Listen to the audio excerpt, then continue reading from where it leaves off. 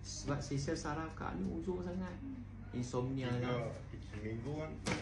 Seminggu tadi tidur. Siang boleh tidur, malam boleh tidur. Yalah, sistem kak uzur sangat. Tuan, saya minta maaf tuan. Saya tolong doa je, ikhlas saya beritahu. Orang sakit dia nak sihat kan. Tapi saya pula, bagi pihak saya pula, saya tak mau janji apa-apa. Lepas tu nak beli apa tak beli apa. Tapi makan tengoklah. Makan tengok kita sama-sama gabung. Saya pun ilmu tak ada mana, iman pun lemah je.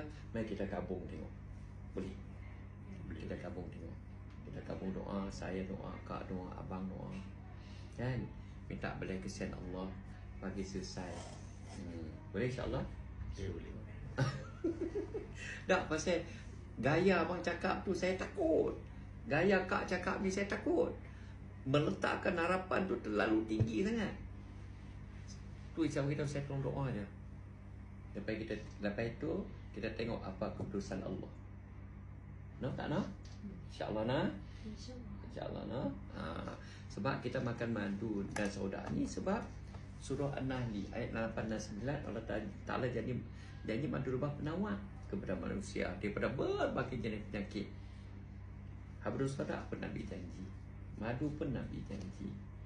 Lega tak lega, yang penting aku berusaha, yang penting aku jaga iman aku.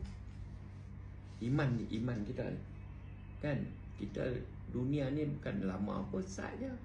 Kampung kita ni syurga ni. Takut kerana sakit ujian ni, iman kita rasa Allahu Akbar, nayolah. Nayo.